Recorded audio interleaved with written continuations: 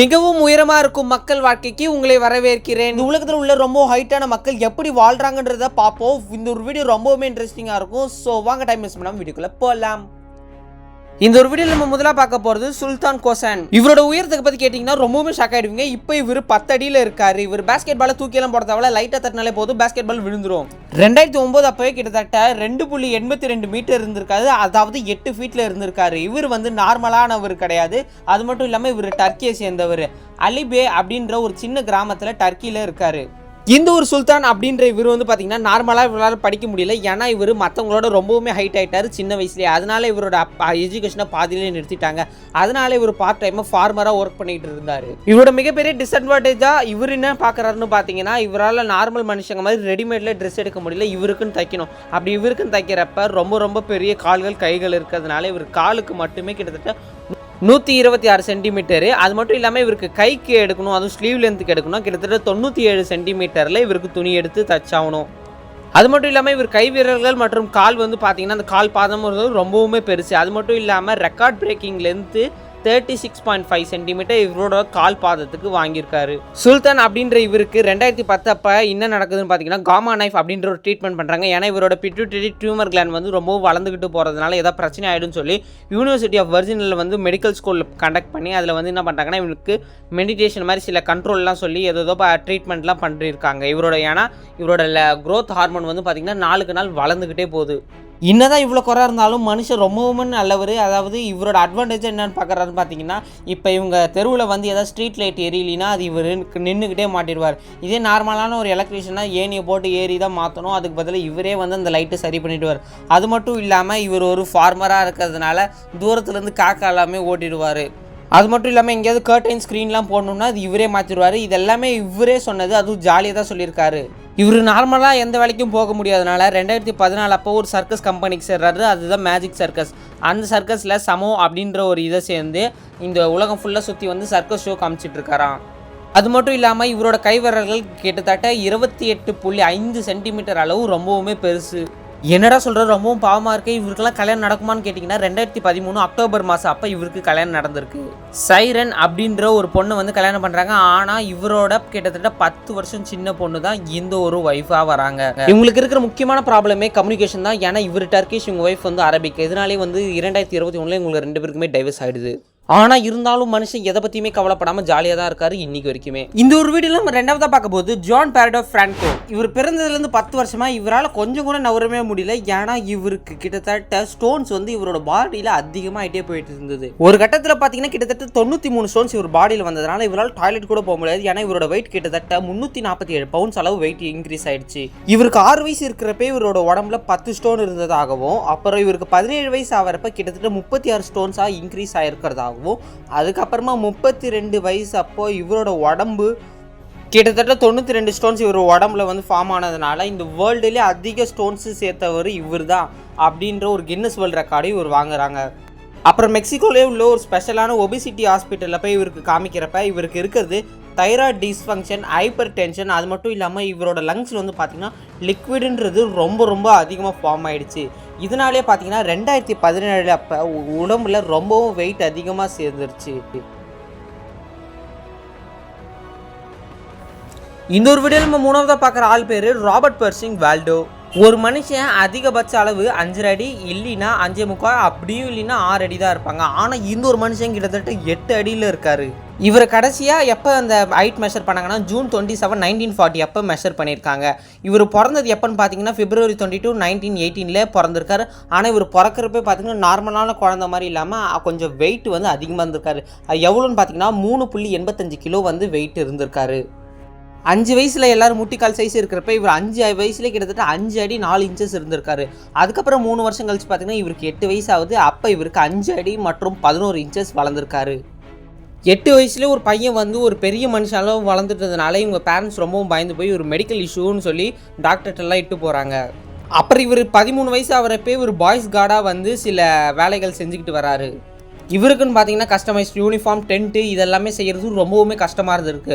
அப்புறம் இவருக்கு 17 வயசு ஆகிறப்ப கிட்டத்தட்ட இவர் 8 அடி 0.5 இன்ச்சஸ் அளவு வளர்ந்துட்டாரு. ஒரு டீனேஜ் பையனாக இருக்கார்.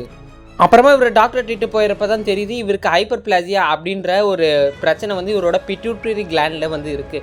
இது மூலமாக ஹியூமன் க்ரோத் வந்து ரொம்பவுமே அதிகமாக வளர்ந்துக்கிட்டே வருமா. அதனாலே வந்து டாக்டர்ஸ் என்ன சொல்லிட்டாங்கன்னா இவரோட உடம்பை வந்து நம்மளால் எந்த ஒரு ட்ரீட்மெண்ட் கொடுத்துமே அது ஸ்டாப் பண்ண முடியாது, ரொம்பவும் கஷ்டம். இதனாலே வந்து ஃபுட்டில் வந்து பார்த்திங்கன்னா 8000 கலோரிஸே இவர் ஏற்ற வேண்டியதாக இருந்தது. அதனால் அது மட்டும் இல்லாமல் ரொம்பவும் வளர்ந்துட்டு போயிட்டாங்கன்னா அவங்களால நடக்க முடியாது. வீல் சேருன்றது இவர் யூஸ் பண்ணதே இல்லையா. 22வது வயசு இவருக்கு தொடரப்ப இவர் இறந்தே போயிட்டாரா. இந்த ஒரு வீடியோவில் நம்ம 4ஆவதாக பார்க்க போது டால்பின் சிங் ராணா. இவர் யாருன்னு ஆல்மோஸ்ட் கண்டுபிடிச்சிருப்பீங்க. கண்டுபிடிச்சவங்க கமெண்ட்டில் சொல்லுங்கள். ஆகஸ்ட் 27, 1972 வந்து பார்த்திங்கன்னா ரொம்பவும் வெயிட் அதிகமாகவும் ஹைட் அதிகமாகவும் கிட்டத்தட்ட ரொம்ப கஷ்டப்படுற ஒரு வில்லேஜ் குடும்பத்தில் தான் இவர் பிறக்கிறாரு. பிறந்ததுக்கப்புறம் இவருக்கு கூட 7 சிப்ளிங்ஸும் பிறக்கிறாங்க.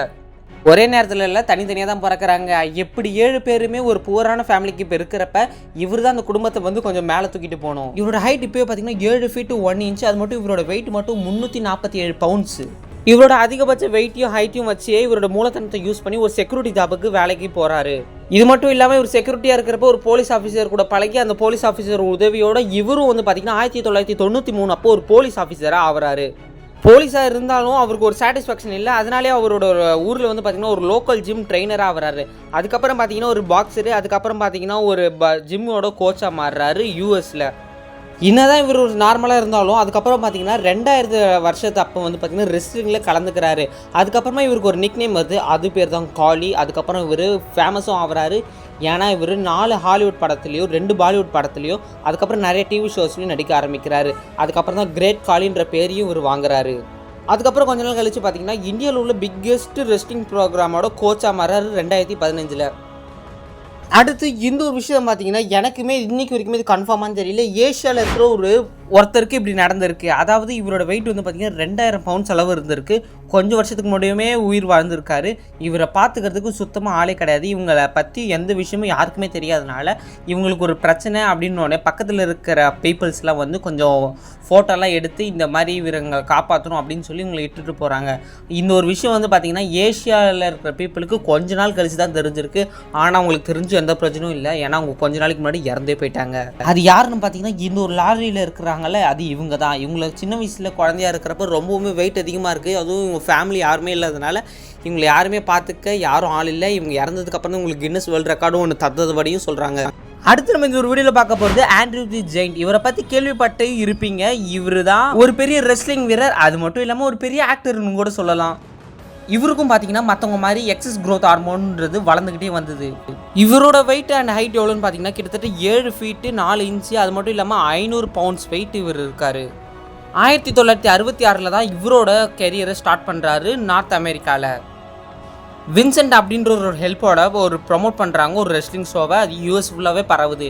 ஜப்பானில் 1980 அப்போ ஆண்ட்ரூ வந்து பாபின்றவரோட சண்டை போடுறாரு. 1987 1988 இவர் தான் வந்து ஒரு பெரிய சாம்பியன்ஷிப்புன்ற பட்டத்தையும் வாங்குறாரு. யார்? இந்த ஒரு ஆண்ட்ரூ தி ஜெயிண்ட்.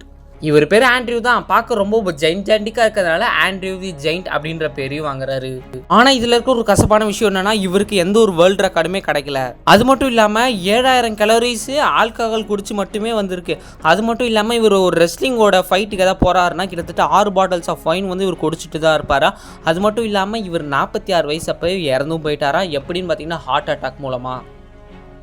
என்னடா எல்லாருமே ஆண்களாக இருக்காங்க பெண்களே கிடையாது அப்படின்னு கேட்டிங்கன்னா இப்போ நீங்கள் பார்க்க வரவங்க ஒரு பெண்ணு தான். இவங்க பேர் எலிசானா சில்வா.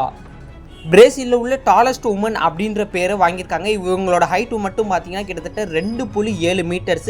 இவங்களுக்கு 10 வயசு இருக்கிறப்ப சில பேர் சொல்லுவாங்க இது அவங்க அம்மா போட ஜீனாக இருக்கலாம். ஆனால் அவங்க அம்மா வந்து 5 அடி தான், இவங்க அப்பாவும் 5 அடி தான். ஆனால் இவங்க மட்டும்தான் ரொம்பவும் அதிக ஹைட்டில் உள்ளவங்க.